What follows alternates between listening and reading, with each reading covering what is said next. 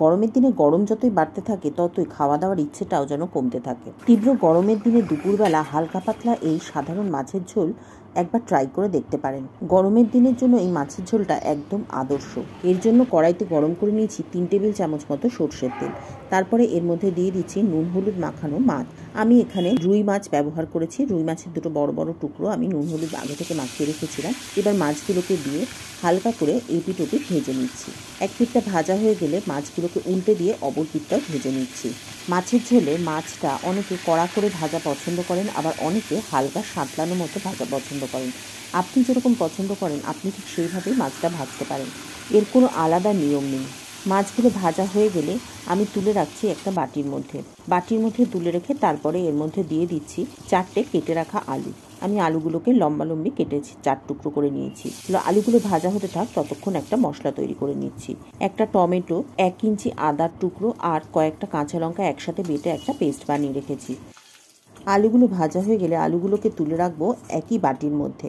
অবশিষ্ট তেলের মধ্যে আমি ফোড়ন দিচ্ছি 2টো তেজপাতা আর একটা শুকনো লঙ্কা। তেজপাতা আর শুকনো লঙ্কাটা হালকা আঁচে ভেজে নিয়ে তার মধ্যে দিয়ে দেবো 1/4 টিস্পুন মতো 5 ফোড়ন। সমস্ত ফোড়নটা ভাজার সুন্দর গন্ধ বেরোলে তারপরে এর মধ্যে দিয়ে দেবো আগে থেকে বেটে রাখা টমেটোর মশলাটা।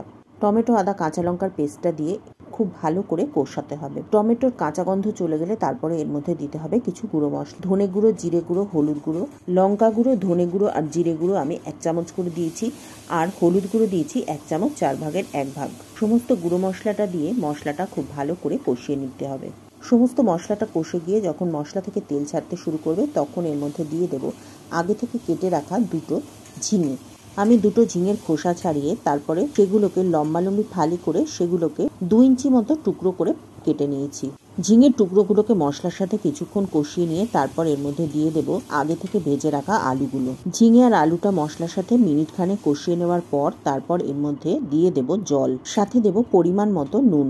কোনো কারণে নুন দেওয়ার ভিডিওটা ওঠেনি, সেই জন্য আমি দুঃখিত।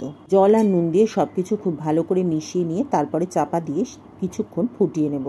ঝোলটা যখন ফুটে একদম তৈরি হয়ে যাবে তখন এর মধ্যে আগে থেকে ভেজে রাখা মাছগুলোকে দিয়ে আরও মিনিট খানেক ফুটিয়ে নিতে হবে।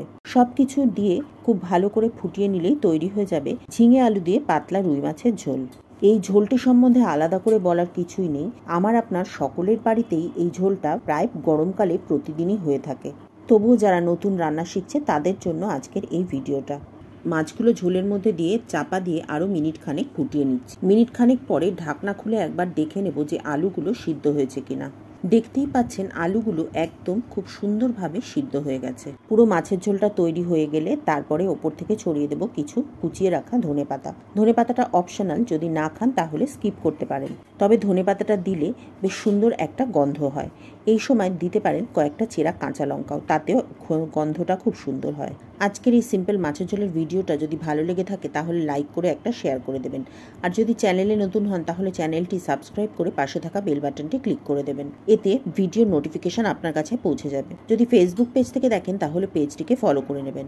আজ তাহলে এ পর্যন্তই। পরের দিন আবার দেখা হবে নতুন রেসিপি নিয়ে নতুন ভিডিওতে। ততদিন সকলে ভালো থাকবেন এবং সুস্থ থাকবেন।